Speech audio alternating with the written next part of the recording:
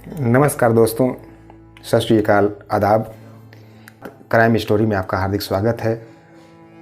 आज हम सजनी नायर मर्डर केस के बारे में हम बात करेंगे। 20 साल पहले बीवी का कत्ल हुआ और 15 साल बाद पकड़ाया पुलिस से पूछताछ करने के बाद लैंडलाइन नंबर से। कहानी कुछ इस प्रकार है। उन दोनों की नई नई शादी हुई थी। वह बहुत खूबसूरत जोड़ी थी। उनकी जोड़ी देखकर हर कोई हंसता था, लेकिन कोई नहीं जानता था कि ये सिर्फ 3 महीने के ही मेहमान हैं। हनीमून पीरियड अभी खत्म भी नहीं हुआ था कि लड़की की हत्या कर दी गई।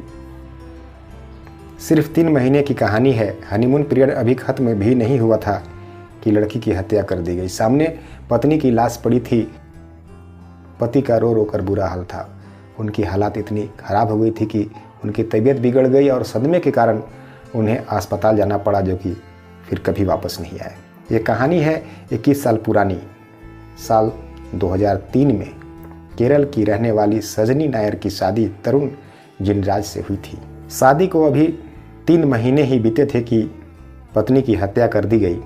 यह मामला काफ़ी चर्चा में आया, क्योंकि पति ने पहले तो अपनी पत्नी की मौत का गम होने का नाटक किया और फिर पुलिस की आंखों में धूल झोंककर भाग गया।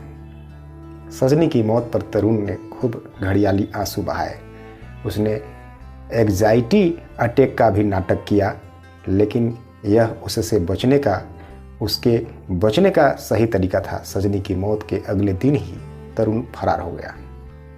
पत्नी की हत्या के बाद 15 साल तक ऐशो आराम की जिंदगी बिताने के बाद अब यह साफ हो गया था कि हत्या तरुण ने ही की है। गला दबाकर सजनी की जान ली गई, लेकिन कातिल कैसे पकड़ा जाए? पुलिस कई दिनों तक सजनी के पति की तलाश कर रही थी। अब यह साफ हो गया था कि हत्या तरुण ने ही की है, गला दबाकर। लेकिन कातिल कैसे पकड़ा जाए? पुलिस कई दिनों तक सजनी के पति की तलाश कर रही थी, लेकिन उसका कोई पता नहीं चला। वह गायब सा हो गया था। धीरे धीरे उसकी तलाश बंद हो गई और तरुण ने अपनी नई जिंदगी की शुरुआत कर ली थी। पुलिस ने हर जगह और दूसरे राज्यों में भी तलाश की, लेकिन कुछ पता नहीं चला। 3 साल बाद पुलिस ने तरुण की तलाश बंद कर दी, लेकिन सजनी हत्याकांड केस बंद नहीं किया गया। जब सजनी का परिवार मामले के सिलसिले में तत्कालीन सीएम नरेंद्र मोदी से मिला, तो 2006 में सीएम कार्यालय से पुलिस विभाग को जांच के लिए संदेश भेजा गया। तब तरुण पर 1 लाख रुपए का इनाम भी घोषित किया गया। इसी क्रम में पुलिस की मुलाकात तरुण की प्रेमिका से हुई, जिसने बताया कि 16 फरवरी को तरुण ने फोन कर शादी के लिए कहा था, लेकिन मैंने हत्यारे से शादी करने से इनकार कर दिया था। तरुण ने बंगलोर में अपनी नई दुनिया बसा ली थी। तरुण जिनराज ने बंगलोर में दूसरी शादी की और उसके 2 बच्चे हैं। पत्नी की हत्या के बावजूद वह पूरी ऐशो आराम की जिंदगी जी रहा था। वह अपनी पत्नी और बच्चों के साथ विदेश भी गया। उसने अपना नाम विजय रखा। अपना नाम उसने चेंज कर दिया और अपना नाम विजय रखा। वह एक कंपनी में सीनियर मैनेजर के पद पर बड़े आराम से काम कर रहा था। उसने मान लिया था कि अब पुलिस उसका कुछ नहीं बिगाड़ पाएगी। लेकिन सजनी का परिवार सालों बाद भी अपनी बेटी की मौत का गम भूल नहीं पाया था। लैंडलाइन नंबर से 15 सालों के बाद कातिल को धर दबोचा। इसी क्रम में पुलिस की मुलाकात तरुण की गर्लफ्रेंड से भी हुई, जिसने बताया कि 16 फरवरी को तरुण ने फोन कर शादी के लिए कहा था, लेकिन मैंने हत्यारे से शादी करने से इनकार कर दिया था। कई साल बाद 2016 में पुलिस को तरुण की गर्लफ्रेंड से पता चला कि तरुण जैसे शख्स उसके दोस्त ने 2016 में पुलिस को तरुण की गर्लफ्रेंड से पता चला कि तरुण जैसे शख्स को उसके दोस्तों ने दिल्ली के एक मॉल में देखा था। इस बीच पुलिस ने दोबारा उसके करीबियों का कॉल डिटेल्स निकाली। कॉल डिटेल्स निकालने के बाद पता चला कि बेंगलुरु के एक कॉल सेंटर में लैंडलाइन से तरुण की मां को फ़ोन किया गया था। जब इस नंबर की जानकारी निकाली गई तो पता चला कि यह कॉल किसी प्रवीण भटेले ने की थी। पुलिस को शक हुआ तो प्रवीण भटेले के बारे में जानकारी जुटाई। जांच के दौरान क्राइम ब्रांच को पता चला कि प्रवीण भटेले कोई और नहीं बल्कि तरुण ही है। उसने अपना नाम बदल दिया था। हैरान करने वाली बात यह थी कि तरुण ने बंगलौर में दूसरी शादी भी की थी और उसके 2 बच्चे भी थे। प्रवीण भटेले, जिसकी पहचान तरुण ने चुराई थी, तरुण का पुराना दोस्त था। वह सारी जानकारी के बाद तरुण को गिरफ्तार कर लिया गया और कोर्ट ने तरुण को सजा सुनाई। उसे साबरमती जेल में बंद कर दिया गया। सजनी के परिवार ने राहत की सांस ली। आखिरकार उन्हें 15 साल बाद न्याय मिला। लेकिन कहानी यहीं ख़त्म नहीं हुई। जमानत पर बाहर आया लेकिन फिर फरार हो गया। लेकिन कहानी यहीं ख़त्म नहीं हुई। तरुण जमानत पर बाहर आया लेकिन फिर भी वहाँ से फरार हो गया। तरुण जिनराज बहुत चतुर था। वह लगातार जमानत के लिए कोर्ट में अर्जी देते रहते थे। वह तरह तरह के बहाने बनाकर कोर्ट में जमानत के लिए अर्जी लगाता था। आखिरकार इसी 2023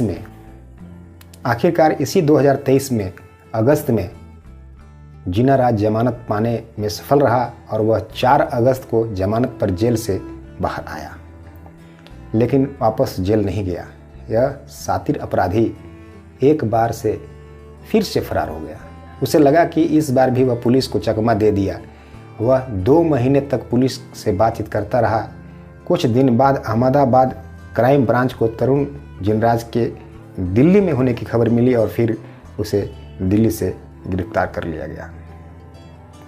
एक बार फिर मां की पुकार उसे जेल में ले गई। इस बार भी तरुण को अपनी मां को की गई कॉल की वजह से गिरफ्तार कर लिया गया और दरअसल सजनी की हत्या के बाद वह किसी भी बुजुर्ग व्यक्ति के संपर्क में नहीं आया था। उसने अपनी एक अलग दुनिया बना ली थी, लेकिन वह हमेशा अपनी मां से बातचीत करता रहता था। इस बार भी ऐसा ही हुआ। करीब 22 तारीख को वह अपनी मां से मिलने बेंगलुरु भी गया। पुलिस को इसकी जानकारी पहले से ही मिल गई थी, लेकिन उस वक्त भाग निकला और लेकिन दिल्ली में वह पकड़ लिया गया। तरुण जिनराज ने जस्टिन जोसेफ में तब्दील हो गया था। उसने धर्म को परिवर्तन कर दिया था। उसने अपनी दाहिनी बांह पर ड्रैगन का टैटू बनवाया था और हेयर ट्रांसप्लांट भी करवाया था ताकि उसकी पहचान छुप जाए। क्राइम ब्रांच का कहना है कि पूछताछ के दौरान वह फिर से भागने की धमकी दे रहा था। वह फिर से भागने का धमकी दे रहा है। पुलिस का कहना है कि वह पेशेवर अपराधी की तरह व्यवहार कर रहा है। इस बार भी तरुण ने पुलिस से बचने के लिए साजिश रची, लेकिन उसकी कोशिश नाकाम रही। वह तरुण जिनराज से जस्टिस जोसेफ में तब्दील हो गया था। उसने अपनी दाहिनी बांह पर ड्रैगन का टैटू भी बनवाया था और हेयर ट्रांसप्लांट भी करवाया था। पुलिस का दावा है कि जिनराज नजफगढ़ में 2 महिलाओं के संपर्क में आया था। पर क्या थी हत्या की वजह, आगे जानेंगे इस कहानी में। आखिर वह कौन सा कारण था जिसकी वजह से तरुण ने अपनी पत्नी की हत्या की थी। तरुण ने नवंबर 2003 में अहमदाबाद के एक बैंक में काम करने वाली सजनी नायर से शादी की थी, लेकिन शादी के बाद भी वह किसी अन्य लड़की के साथ रिश्ते में था। वैलेंटाइन डे के मौके पर पत्नी की हत्या करने से पहले उसने सजनी से संबंध बनाए थे और फिर उसकी हत्या की थी। तरुण का पहले से ही एक लड़की से अफेयर चल रहा था। तरुण ने हत्या के बाद गर्लफ्रेंड को शादी का ऑफर दिया था।